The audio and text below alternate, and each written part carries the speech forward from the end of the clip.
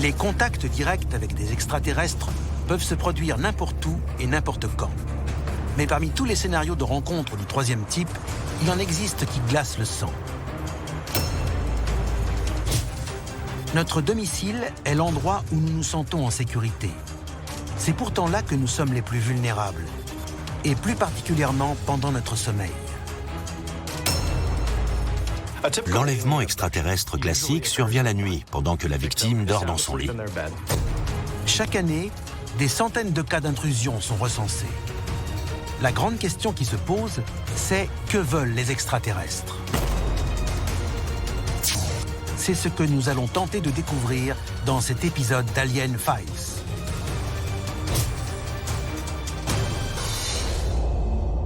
La machine est en marche.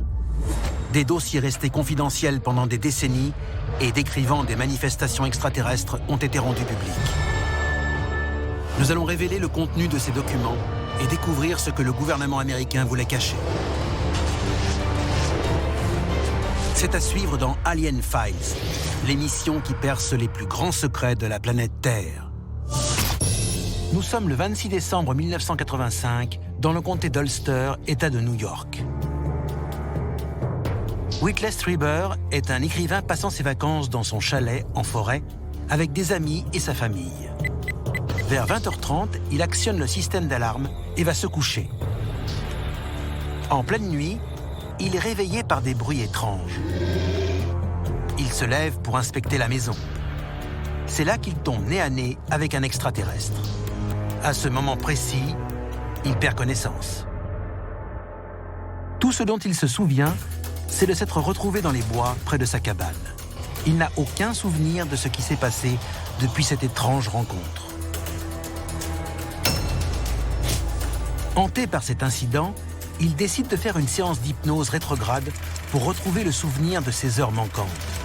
Ce qu'il va découvrir va le choquer.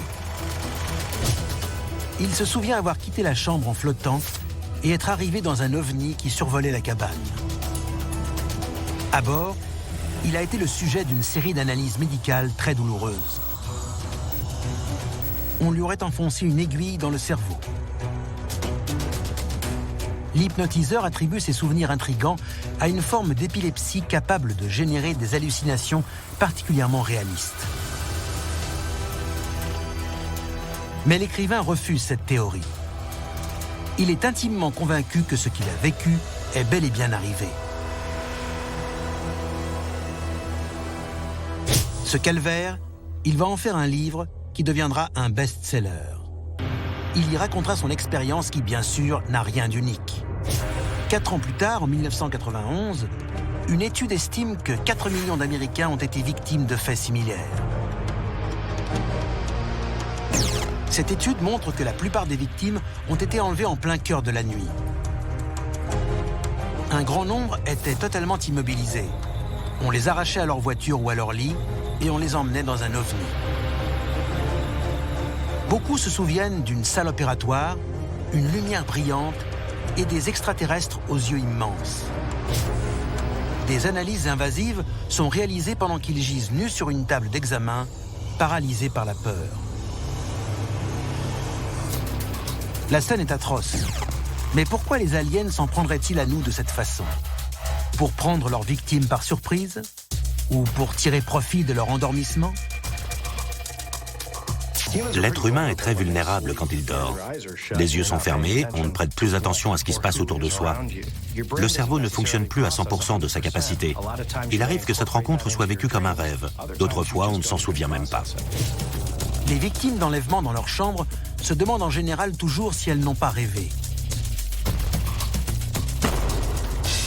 Peut-être que c'est ça, précisément, qui encourage les extraterrestres à continuer. Y a-t-il une phase de sommeil qui nous rend particulièrement vulnérables? Ou y a-t-il d'autres explications derrière ces faits inquiétants?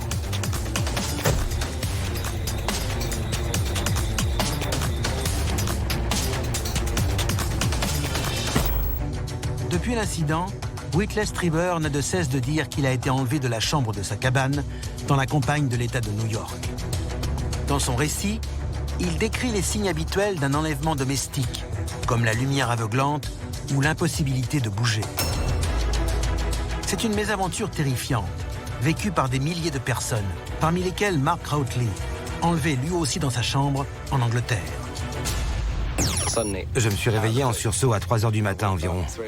J'étais terrifié, paniqué, comme paralysé, mais j'étais parfaitement lucide. Il y avait 3 entités dans ma chambre. Je pouvais très bien les voir. Je savais que je ne rêvais pas. J'étais réveillé, mais immobilisé par la peur. À moins qu'il m'ait fait quelque chose pour m'empêcher de bouger. Je ne sais pas. Le jeune homme ne peut qu'observer l'une des entités s'approcher de lui. Tout ce dont je me souviens, c'est qu'il a enfoncé quelque chose dans mon oreille. C'est tout. Quand je me suis réveillé, il était 8 heures du matin, c'était fini. Je n'ai aucun autre souvenir. Une victime sans défense, paralysée, des expériences traumatisantes et une amnésie des événements, ce scénario est classique. Mais malgré la redondance de témoignages, la communauté scientifique persiste à nier l'existence de ce phénomène. Elle l'attribue en général à une paralysie du sommeil, un phénomène de parasomnie proche du cauchemar ou du somnambulisme. Le dormeur est réveillé en plein sommeil paradoxal. Incapable de bouger ou de crier, il est également victime d'hallucinations et d'angoisses de mort imminente. Les témoignages d'enlèvements extraterrestres seraient-ils simplement dus à une paralysie du sommeil? Ne serait-il rien d'autre qu'une sorte de mauvais rêve?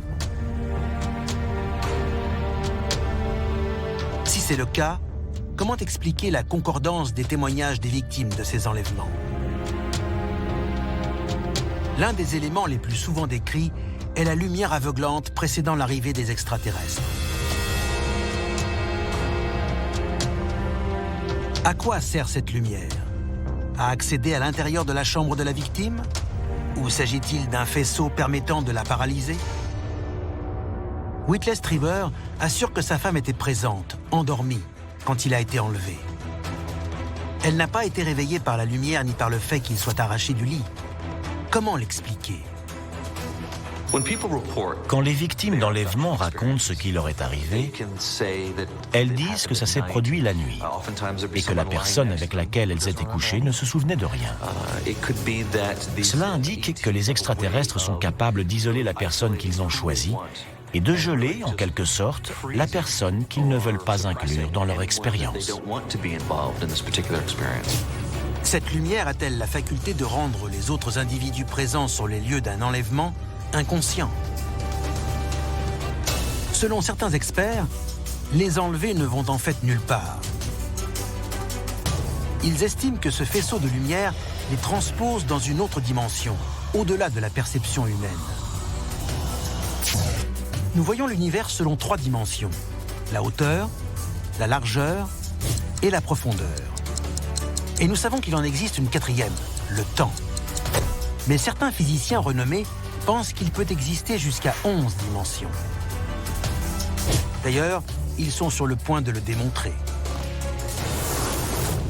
Dossier déclassifié, les autres dimensions.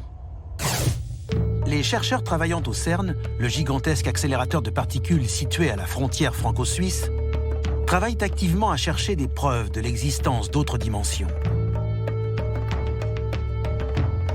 Selon eux, le fait que l'univers soit constitué de dimensions multiples expliquerait certaines de ses propriétés.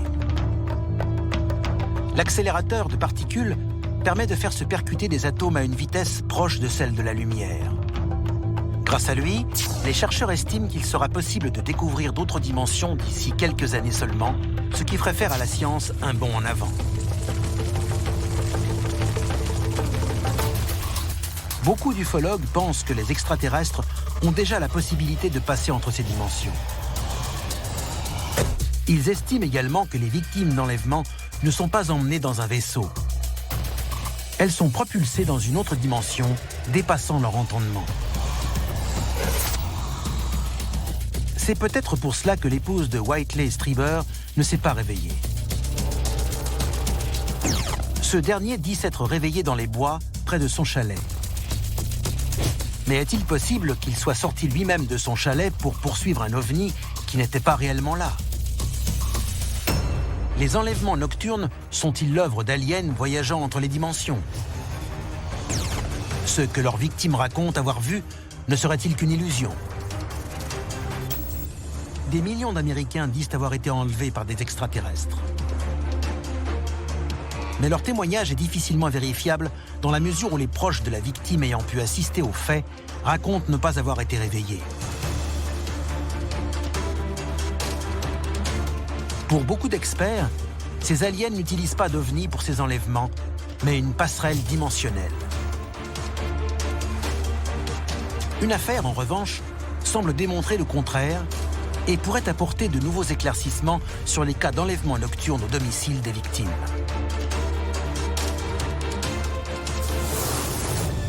Dossier déclassifié, l'enlèvement de Linda Cortil. Nous sommes à New York, le 30 novembre 1989. Il est 3h15 quand les deux gardes du corps d'un dignitaire étranger observent un grand objet lumineux flottant près d'un gratte-ciel. Ils comprennent qu'il s'agit d'un ovni apparaissant en plein cœur de la célèbre métropole. Mais ils sont loin de se douter de ce qui va se produire ensuite. L'OVNI envoie un faisceau bleu en direction du 12e étage du bâtiment. Des silhouettes semblent comme aspirées en direction de l'aéronef. L'une d'elles est celle d'une femme. Les deux gardes du corps ne réalisent pas encore, mais ils viennent d'assister à un enlèvement extraterrestre. La femme en question s'avère être Linda Cortil. Elle déclarera par la suite que 5 aliens sont entrés dans son appartement en pleine nuit. 2 y sont restés pendant que le faisceau l'attirait vers l'OVNI. À bord, elle dit avoir subi des examens médicaux invasifs, de même nature que ceux décrits par les autres victimes. Les deux gardes du corps ont témoigné sous anonymat auprès de Bud Hopkins, un ufologue renommé. Mais ils n'étaient pas les seuls témoins. De nombreux conducteurs sur le pont de Brooklyn auraient arrêté leur véhicule pour observer la scène. Avec un tel nombre de témoins, l'histoire risque d'être à tout moment propagée à travers le monde. Bud Hopkins considère ce cas comme l'affaire d'enlèvement par un ovni la plus importante et la plus indiscutable qu'il ait jamais rencontrée. La présence d'extraterrestres sur Terre est sur le point de devenir incontestable. C'est un moment historique, mais la communauté des détracteurs de l'ufologie veille. Philip J. Klass est un journaliste qui ne mâche pas ses mots à ce sujet. Des années 60 jusqu'à sa mort en 2005, il n'a jamais cessé d'enquêter sur les apparitions d'OVNI, à tel point qu'on lui a donné le surnom de Sherlock Holmes de l'ufologie. Sceptique invétéré, il s'ingéniait à démystifier chaque affaire une à une. Dans une interview filmée, où il évoquait l'affaire Linda Cortil, il remet en doute l'existence des deux gardes du corps et indique que personne n'a vu l'OVNI plonger dans l'East River, contrairement aux déclarations de la victime. Le journaliste remet en doute des dizaines de témoignages, mais il commet une erreur étrange. Linda Cortil n'a jamais dit avoir vu l'OVNI plonger dans la rivière. Cette observation a été faite par les deux gardes du corps. Qu'est-ce qui a conduit l'un des détracteurs de l'ufologie les plus reconnus à commettre une telle erreur aussi lourde de sens? Est-ce la preuve d'une dissimulation? Les preuves étaient-elles tellement évidentes que le journaliste a cherché à les nier à tout prix? Un autre fait troublant ajoute à la complexité de cette affaire. Un témoin direct est resté totalement silencieux. Il s'agit du dignitaire étranger accompagné des deux gardes du corps.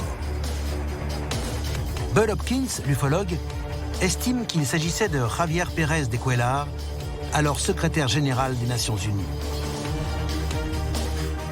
Une déclaration publique concernant cet incident, faite par une personnalité aussi importante, aurait certainement convaincu des milliers de sceptiques de la présence des aliens sur Terre. Mais à ce jour, Javier Pérez de Cuellar reste muré dans le silence. Les plus hautes instances mondiales cacheraient-elles la vérité?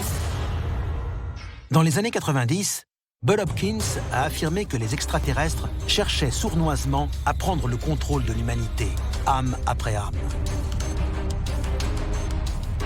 Il pense qu'ils ont pour cela bénéficié de la complicité des plus hautes autorités pour conserver leur activité secrète. Selon lui, nos gouvernements nous dissimuleraient des informations vitales. Et il se pourrait bien que maintenant, ils ne puissent plus revenir sur leurs engagements. Les témoignages d'enlèvements extraterrestres semblent ne jamais s'arrêter. Mais jusqu'où peut aller la complicité des autorités de nos pays dans ces sinistres affaires? Pourquoi appliquer une telle omerta sur ce sujet? Il existe de nombreuses théories. L'une des plus effrayantes évoque l'existence d'un complexe souterrain militaire secret au Nouveau-Mexique. La base Dulce est une installation militaire située dans l'Archuleta Mesa, près de Dulce, au Nouveau-Mexique.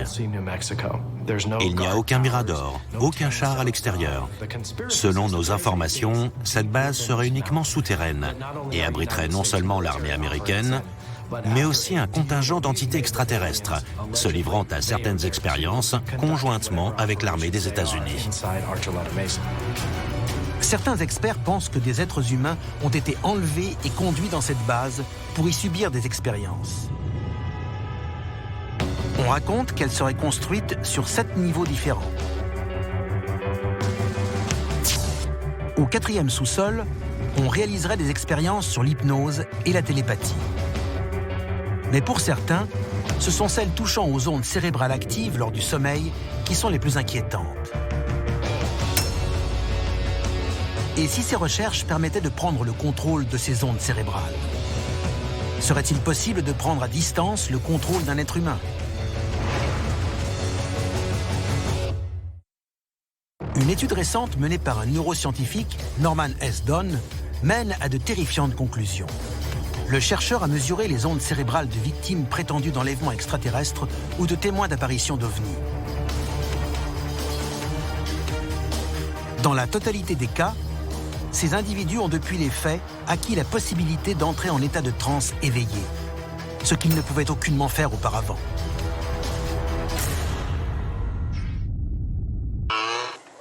La rencontre avec des extraterrestres influerait-elle sur notre cerveau? Si c'est le cas, Norman S. Dunn a peut-être trouvé la raison pour laquelle les aliens réalisent tant d'enlèvements.